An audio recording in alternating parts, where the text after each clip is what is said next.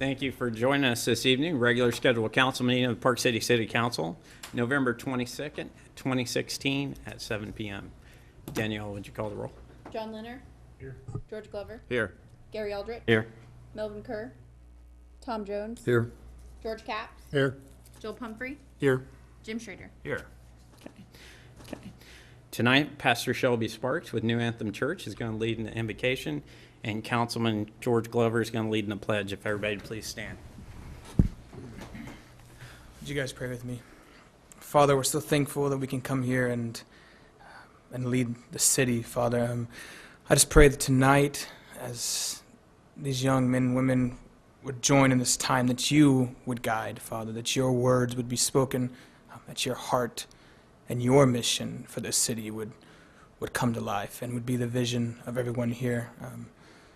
Pray that your words would come out of people's mouths tonight, that your blessing would be felt, and that in all things we would remember that you are simply the one that should be praised in the city and simply the one that should be praised here in the United States. And so we're thankful that we can meet tonight and gather and just lead the city in a way that is transforming. And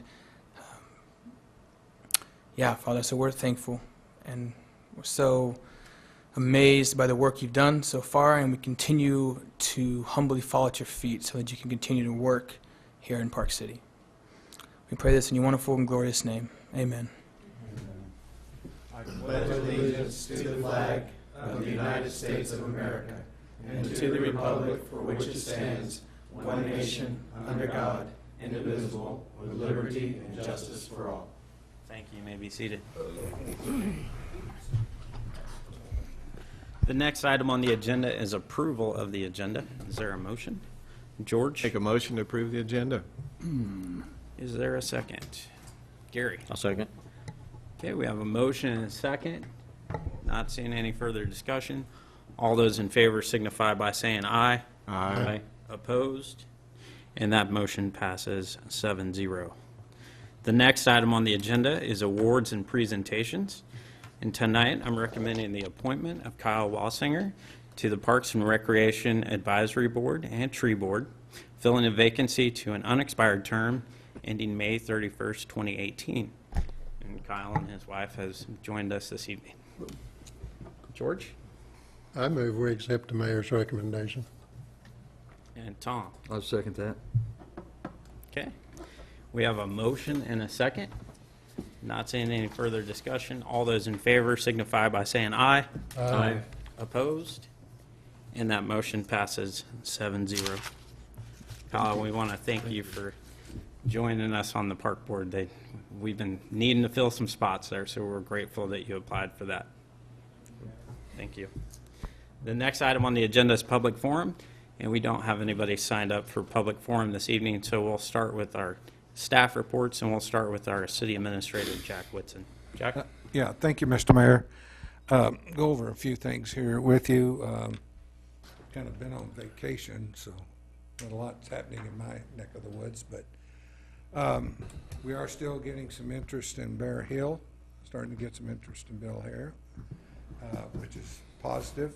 It's getting late in the year, so we can't see a whole lot of activity right now. But at least some people are showing some interest, and that's a good thing. First, I want to start off at the BMX track. I got some bleachers donated, a whole series of them along here.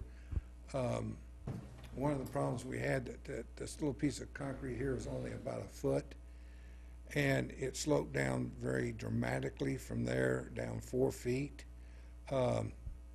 Not conducive for people to walk or push somebody in a wheelchair, although it's not meant for wheelchair use. So we had some dirt. Okay, come on.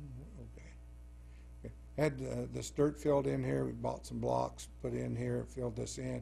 It's going to be grassed. They just got through putting a fence in along here to keep kids from trying to jump off of there or somebody stumbling and falling off of there, so we got that in. So, and the grass has been planted as well. This has been a sore spot over in the park. If you remember right, over in Grove Park, there was a big bog here. Always stayed wet. We call this Man's Ditch now, named after man. Anyway, in or Lanier, you can interchangeable. Anyway, yeah, you can see that there's water here. It runs 24/7 from some houses over here. It gets in the gutter, jumping down here. We've raised that up. This is looking the other direction from Ventnor, and you can see the water running in there, going underneath the sidewalk. And you can see that we made a adequate opening here for water to flow underneath it and not pond on the other side if we get a heavy rain. We're going to put, before we open the sidewalk back up, we're going to put a couple of fences on each side to use as railing so people don't fall off and get hurt. The street department was busy mowing the medians and the streets in general.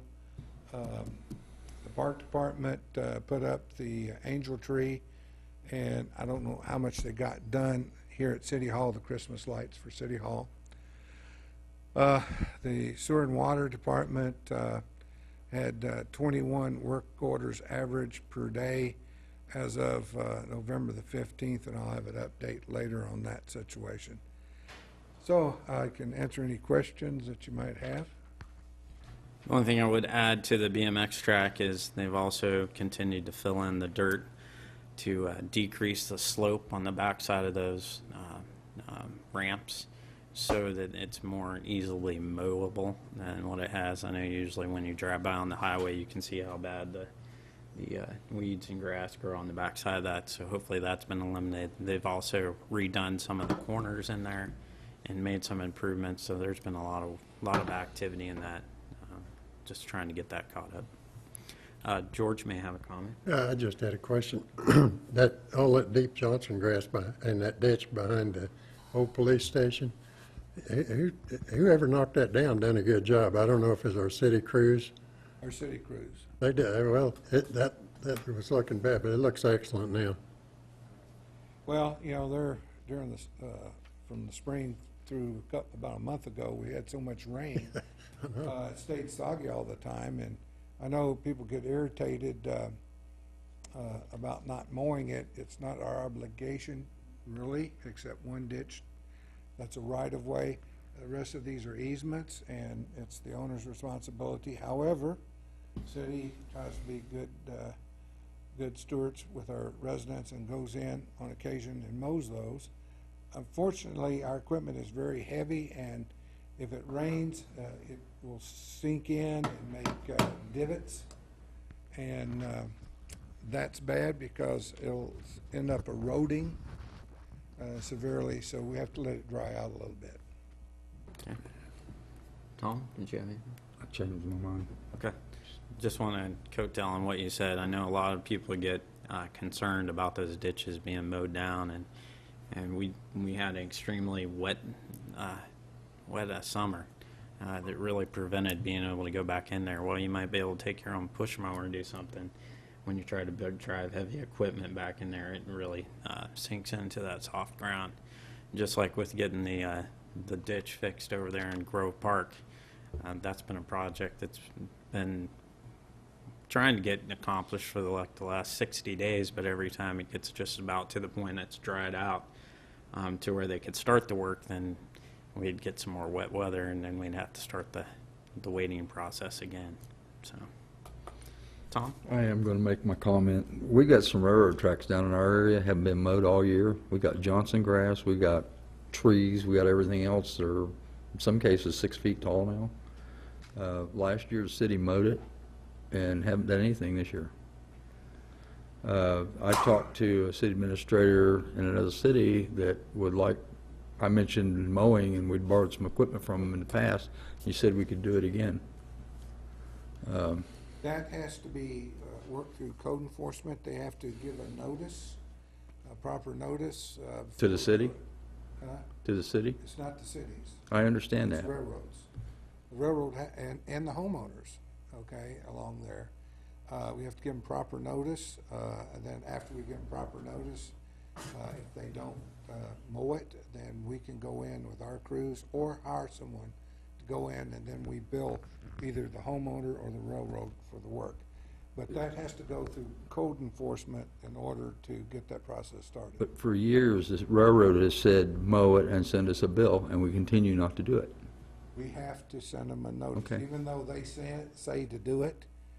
If we just go do it, then they can say, well, we don't have to pay you, you didn't follow the proper Okay. procedures. So we have to follow the procedures in order to ever get reimbursed. Okay. That has to go through code enforcement, so.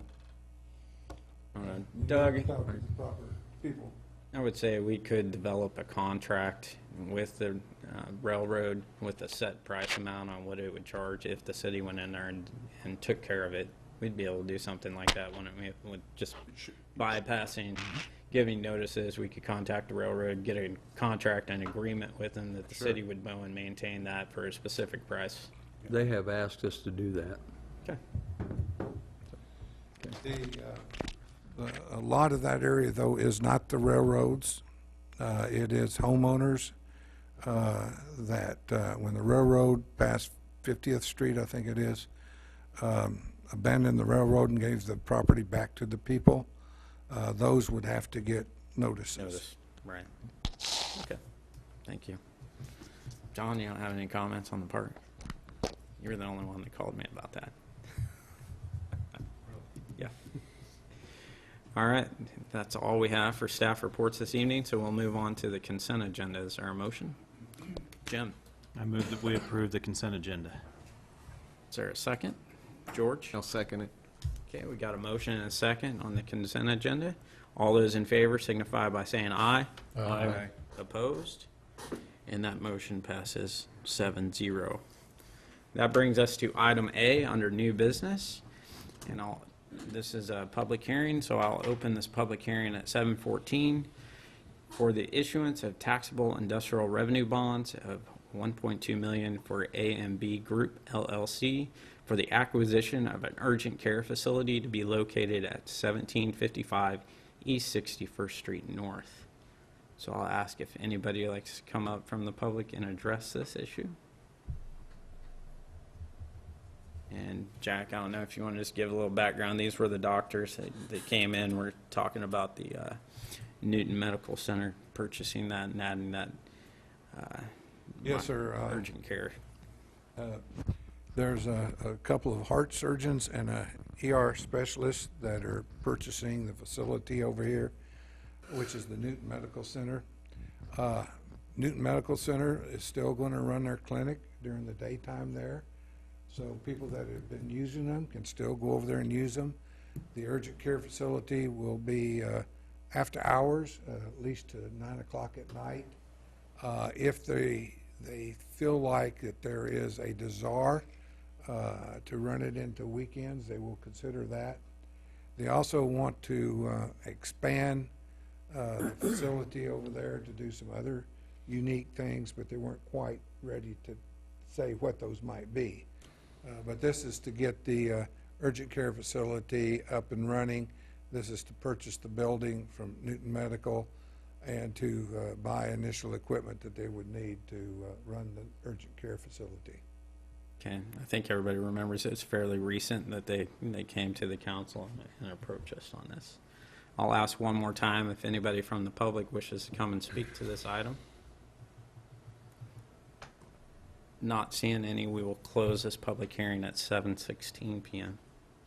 That will bring us to item B under new business. Consider resolution determining the advisability of issuing taxable industrial revenue bonds of $1.2 million to A&B Group LLC for the purpose of financing the acquisition of the medical facility located at 1755 61st Street North. Sarah, did you want to come up?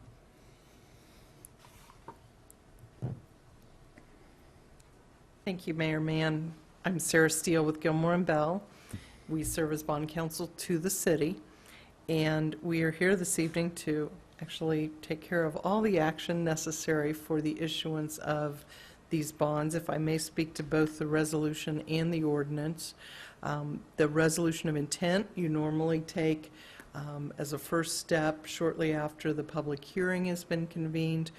The resolution before you just expresses an intent to issue the bonds and to grant a property tax exemption for 5 years. That's consistent with your discussions that you had with the doctor a few meetings ago. So the resolution will simply express the intent. You will next have an ordinance that actually authorizes the issuance of the bonds. Their property tax exemption will start January 1 of 2017, so they are most anxious to get the bonds issued in 2016 to allow that. It's a $1.2 million project. I think Jack's thoroughly explained it, but I'd be happy to answer any questions on either the resolution or the ordinance. Does anybody have any questions? Is there a motion? Jim? I would move that we approve the resolution as it's laid before us. And Gary? Second. Tom, did you have I anything? was just gonna make a motion. Okay. So we have a motion, and I don't see any further discussion. Daniela, would you call the roll?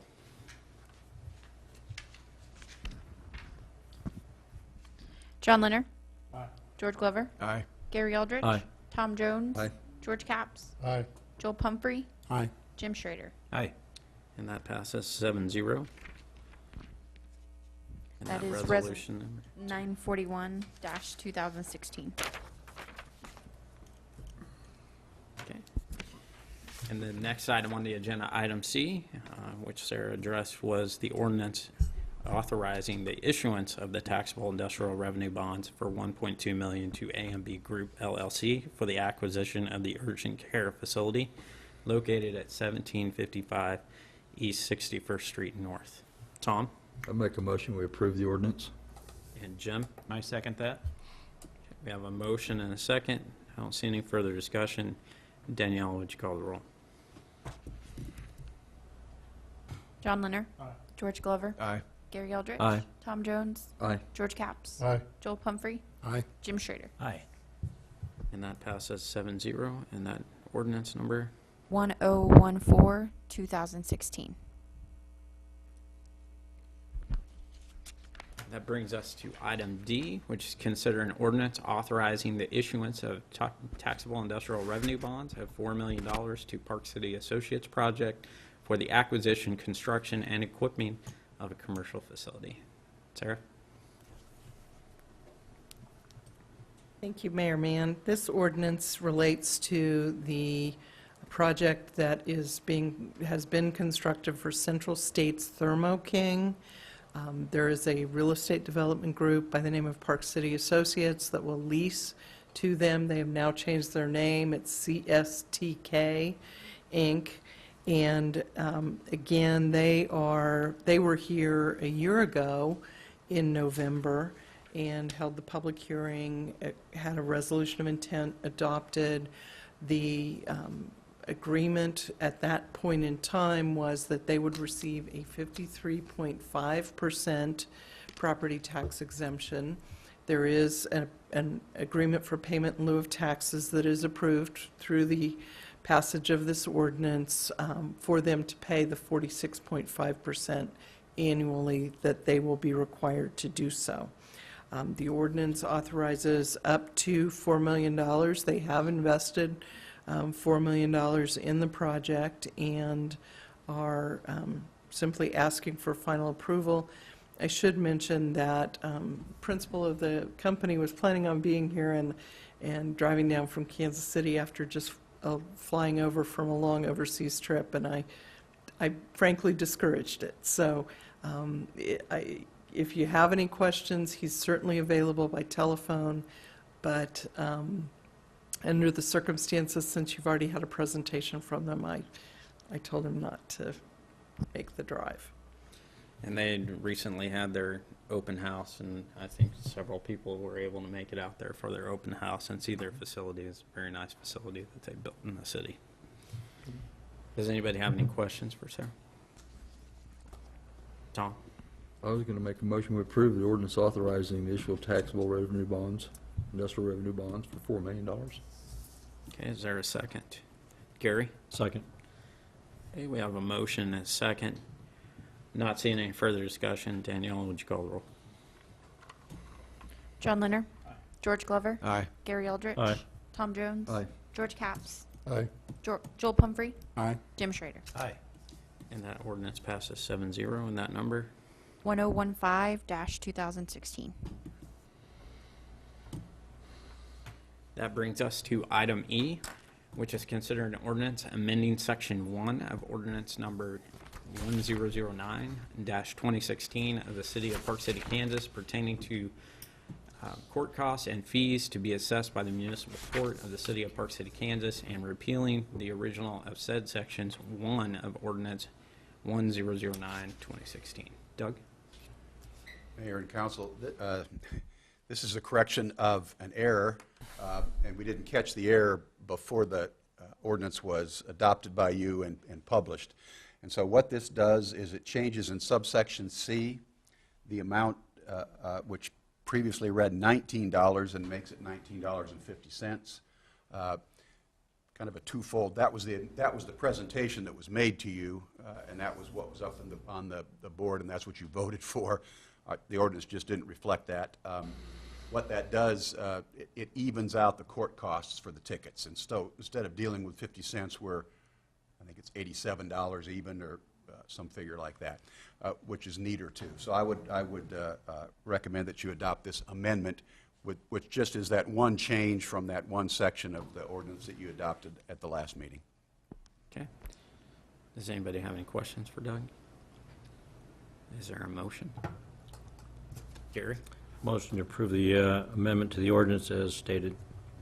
And George? Second that. Okay, we have a motion and a second.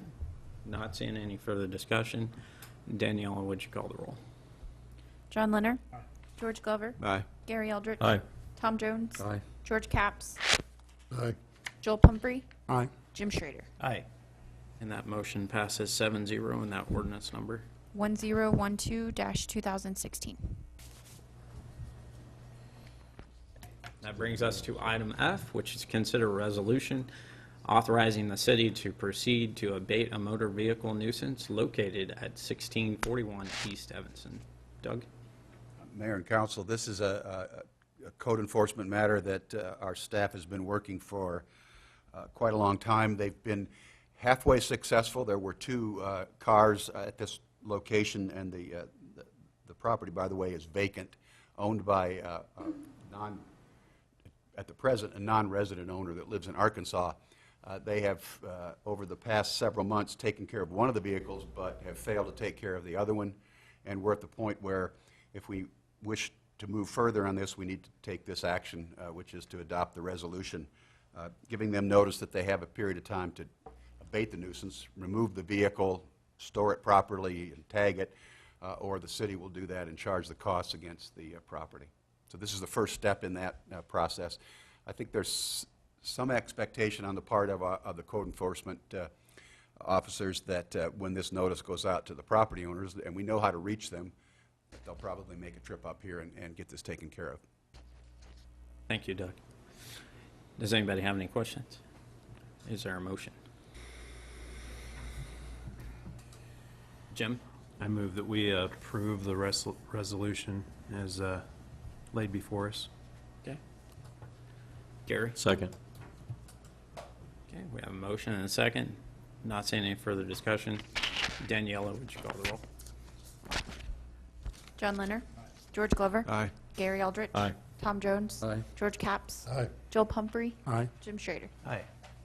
And that passes 7-0, and that resolution number? 942-2016. That brings us to item G, which is review the proposals from the auditing firms for the year-end financials and award a contract. Danielle has provided a nice piece put together in your packet for you, and Danielle, I'll let you start. Mayor, Council, on September 23rd, 2016, an addendum was presented to Council for a change order to the engagement letter from Adam Brown, Barron, and Ball due to the addition of a component unit to our audit, which is a Public Building Commission. This change order substantially increased our audit contract amount. Council directed staff at that time to go out for bid on new prices of auditing services.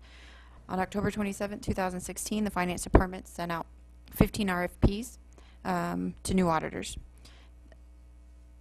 There's a memo attached in your packet which provides a criteria for choosing the auditors and also provides our staff recommendation for new city auditors. The City of Park City invited qualified certified public accounting firms, licensed only in the state of Kansas, for the provision of auditing services according to the requirements in the RFP. The purpose of the process was to obtain competitive prices for auditing services for the city. The audit shall be performed on all funds of the City of Park City and also includes our related municipal entity, which is our Public Building Commission.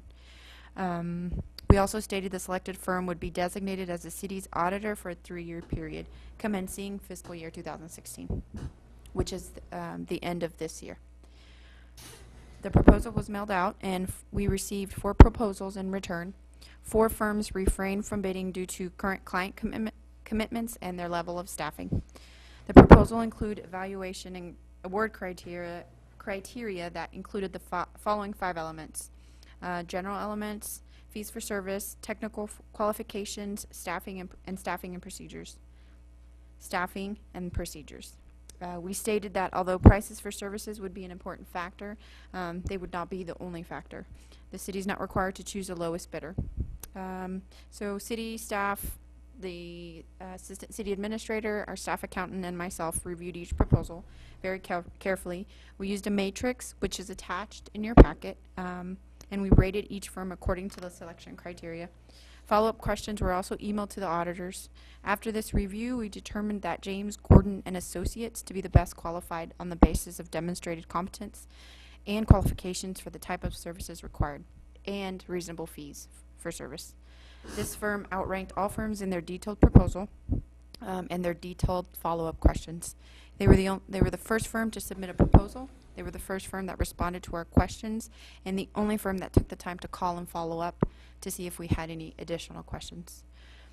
The audit firm was completely transparent in describing the process it follows and the quality control procedures it employs to ensure it's doing its due diligence. There was also confirmation that the firm would assist our city, including myself and our staff accountant, to ensure that the city completely understands what it needs to do to prepare for a new audit with the PBC, which is another level of auditing, which eased my concerns of starting over with new auditors. In conclusion, all 4 firms were outstanding and they all received incredible references. All firms are qualified, reputable firms. It was a really tough choice, but James Gordon and Associates stood out from the rest. We realize they aren't the lowest they are not the lowest proposal, but taking into consideration that they are the 2nd lowest firm and the ranking they received on our scoring matrix, which you have, staff recommends these James Gordon and Associates to be our new auditors. I'll answer any questions. Thank you, Danielle. The staff did a fantastic job. I know you led that up. You did a very nice job putting together that. Jim? I was going to say the same thing. That was really well done. The bid that James Gordon and Associates gave us, how did that compare to what we had previously? Are we saving any money? Yes. How much is that? Let me bring that up real quick. So James Gordon and Associates has a bid of $15,800. I believe the Adams Brown Barron and Ball was around the $22,000 for the following year. So it's quite a substantial amount. Big savings in our But I will say that Adams Brown Barron and Ball did bid lower than the amount that we had contracted last year. So they dropped their prices too. Okay. So what started this was our worries that we were getting charged or maybe overcharged, and that's now confirmed. Yeah. Okay. I have no other questions. Tom? Well, the only thing I have is that we had a firm at one time that we replaced with this firm, Adam Brown and significant. I mean, there was just absolutely no comparison in the audit we get now versus what we used to get. Right. And I want to make sure we're not backsliding. Sure. So, I assume James Gordon and Associates would be comparable? I mean, Yeah. we're going to get the same product? That's something else that we took, it's one of the, it's included in one of the items, the components of the rating matrix, to ensure that they're auditing comparable cities of our size and comparable debt loads, because we have quite a bit of debt. Right. That was the biggest factor in this last audit, so we ensured that the cities they were auditing, which some of the references that I received back from James Gordon Associates were El Dorado, which is a huge city and issues a lot of debt, Pittsburgh. So we felt comfortable as far as the debt load. In the component unit, they were very reassuring that that component unit didn't have to be a separate audit. We could include it all in our financials just as a related and municipal entity, which is nice. We just have one audit. I just wanted to make sure we weren't paying less and getting less. If we're getting Sure. the same audit or a similar type audit, then I'm okay with it. Okay, well, we will find out. All right. Does anybody else have any questions? Or a motion for a recommendation? Gary? Motion to approve as presented. And George? I'll second that. Okay. Tom? I do have one question now that we have the motion. We do not have the current auditor under contract for a 2016 audit. We just have to give them notice. We gave them notice that we were going out for bid, and I informed them via the bid that they would be informed the day after the Wednesday after council meeting. Okay, I just Right. want to make sure. Okay. Thank you. Okay. We have a motion and a second. Not seeing any further discussion. All those in favor signify by saying aye. Aye. Opposed? And that motion passes 7-0. Once again, Daniela, you did an excellent job putting that together and providing us with all the information council needed to make a decision. That would bring us to item H, which is considering an ordinance annexing certain land to the city of Park City, Kansas, Sedgwick County, Kansas, pursuant KSA 12-519. Doug? Or Jack? Yes.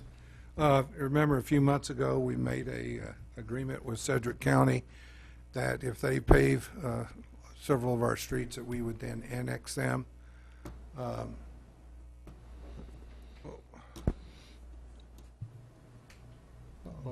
where's my drawing?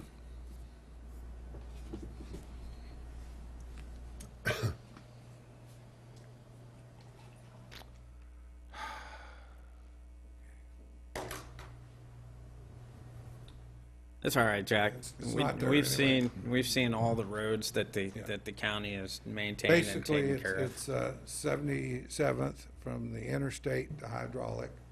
Hydraulic at the south line of Wild West World up to within 1,300 feet of 93rd Street.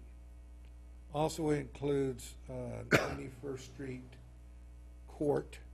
Now, we have a little error in our ordinance. It probably says 93rd. It's supposed to be 91st. We'll make that change. But for some reason, we didn't annex that. We annexed it by lots and blocks and didn't include the road. So we have to include the road. By rights, we should have done this years ago because of a state law that was passed in 2005 that says whenever a city annexes next to a road and the county's on the other side, the city must take the road in and maintain the road. I don't agree with that, but that's the way well, they've been after us for years to do this, and we've been kind of forgetting to do it. But they got pretty serious this last time, so. Well, and they stood good on their offer and what they said they would do, and they got out and got that work taken care of this summer. So now they're coming back to us that we would honor our agreement as well. Does anybody have any questions? Jim? It included 85th Street too, didn't it? 85th was already annexed back. It was already annexed. Yeah, back when the Coliseum came into Park City. Okay. That was my only question, and I remember the discussion and would move that we approve this ordinance. With the change that Jack recommended, including the street. Yes, with that change. Okay. John? Second. Okay, we have a motion and a second. Not seeing any further discussion. Danielle, would you call the roll? John Leonard. George Glover. Aye. Gary Aldrich. Aye. Tom Jones. Aye. George Capps. Aye. Joel Pumphrey. Aye. Jim Schrader. Aye. That passes 7-0 in that ordinance number. 1013-2016. Okay. Brings us to our next item on the agenda, which is consider additional staff for the water department. One additional staff. Go ahead, Jack. I've been thinking about this for several months. I think I may have even kind of mentioned it to you. I'm going to go to this chart here. You should have a chart in your packet. These are the work orders that these three gentlemen have to deal with on a daily basis, average of 20 some odd a day. And if you figure that up, that's a lot of hustling to try to get done. The big load is locates. They could have hundreds of locates within a particular month. What my concern is that we're not exercising our valves. Point that came about in April when we had the big line break, trying to access the valves and make sure they're cut off. Something didn't cut off, and part of that probably reason is that we didn't realize that one of the valves were broken. So it's important that we exercise these valves. If we don't exercise them when we need them, they're not going to work. And what happens is instead of cutting off maybe a block, you end up cutting off 4 or 5 blocks until you go out far enough where you find enough valves to cut the water off. That's one thing that's concerning me. We're just not exercising the valves because we just don't have the manpower to do that. Another thing that I found out involved a CCA situation, but we have a grease trap policy on how we're supposed to go and check grease traps, and it turns out we haven't been doing that either. And that's going to get us in trouble with the state of Kansas if they find out that we're not regularly checking on those, because we just don't have the personnel. Something else that we're going to have to start doing, we do have an ordinance now that establishes a stormwater utility. Now, our utilities are all lumped together. We have water, sewer, trash, and stormwater now.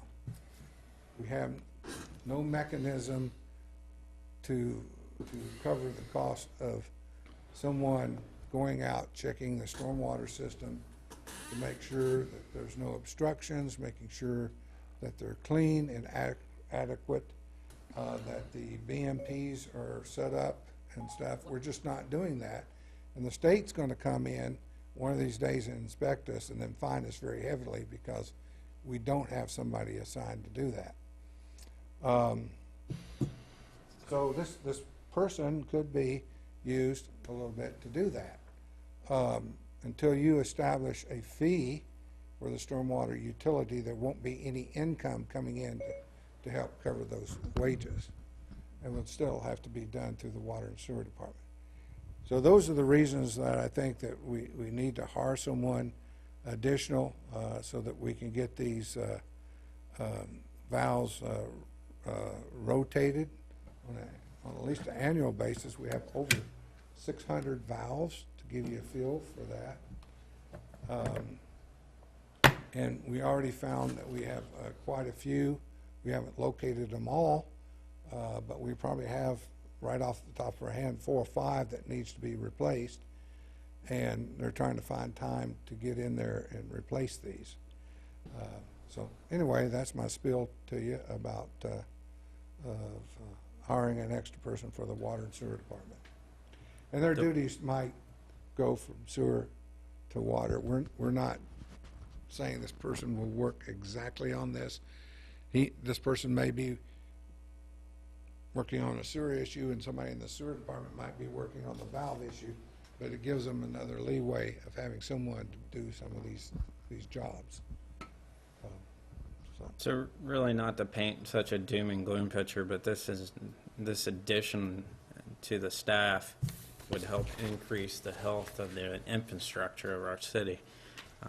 So I think we've all had the concern about making sure that we're getting the valves exercised. We know we have some of those valves buried that need to be located and moved back up. We've been working on the mapping system. And you throw in water disconnects and hookups and everything else that our current staff has to do. They really need an extra hands out there to help them get some of the daily maintenance activities that we should be working on that we're not getting around to. You know, sometimes when they do a new water service, you know, it's good that we got these new houses, but they have to have water service. And it takes 2 to 3 guys to put in the water service. There goes your crew right there. And so.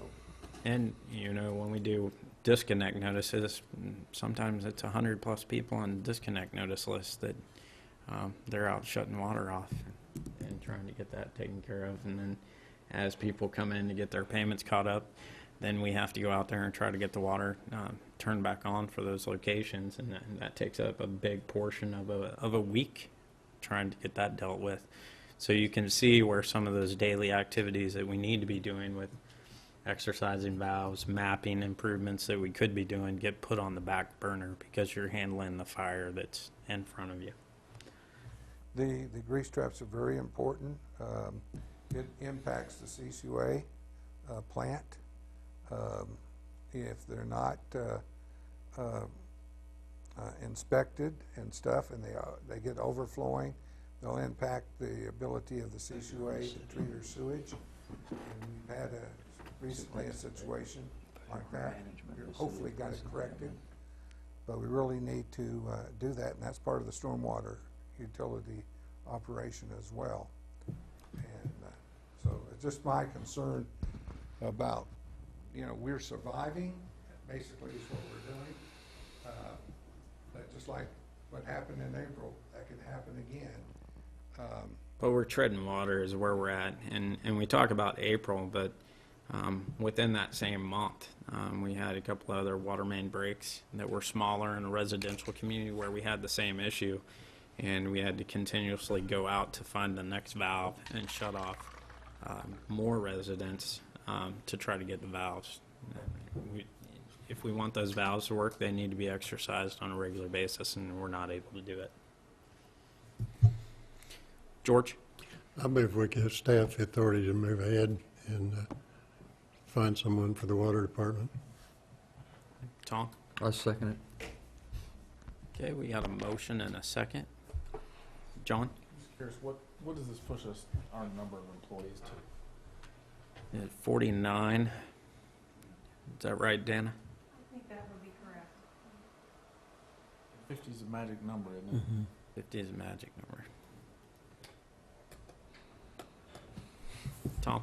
I can understand John's concern, but if we're not doing adequate services for the city at large, then we need to reconsider that. So if we don't have enough staff, then we just got to work around it.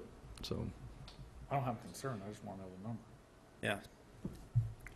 Okay. We have a motion and a second. Not seeing any further discussion. All those in favor signify by saying aye. Aye. Opposed? And that motion passes 7-0. The next item on the agenda is consider a committee to review codes for possible changes. So I brought this back to you. I tried to bring one thing to make one change, and I heard some comments about doing a workshop. I don't believe you can be successful in a workshop without clear direction on what you're trying to work on. When we're working on something as big as this, the only way you can eat an elephant is one bite at a time, and to go into a meeting with all of us to say we're going to look at this huge blanket thing called codes, I don't see how you accomplish any task. I really think any changes need to happen from governing body members that see something that needs to be changed and bring it and ask for it to be on the agenda, and we pick things off a checklist. It'd be no different than doing the budget if we just totally threw the budget in the trash and said we're going to start from scratch. You can't be successful doing that. You have to make small changes from the skeleton or the bones of it to make improvements. So I heard suggestions of wanting to do a workshop. If you want a workshop, that's fine. But I'm leaving it up to you if you want to do a workshop or you want to put together a committee to look at some things and then bring recommendations back to the council. Tom? Since I'm the one that started this animal, I would consider being part of a committee that would look at some of that activity. I know I was part of one several years ago when we were looking at housing ordinances and stuff, so I think we need somebody from city staff on there to help us too, so. Okay. So Tom has said he would like to be a part of that. George? Well, I believe it ought to be a committee from city staff. It ought to be someone from code enforcement since they deal with it. And one thing, and it's like I've discussed before, there's been, especially in Ward 3 and Ward 2, there have been so many waivers over the years and things have been set aside, and it would be impossible for code enforcement to know which ones is which. It makes it impossible for them to enforce it. So I think, I would think that we would go back and we got some ordinances or codes or whatever you want to call them on the books that's completely unenforceable. And it doesn't make sense to me to have them on there. And that's what I'd like to see a committee do, is look at this stuff and see, is this something we can enforce? And if it's something we can't enforce, we ought to take it off there.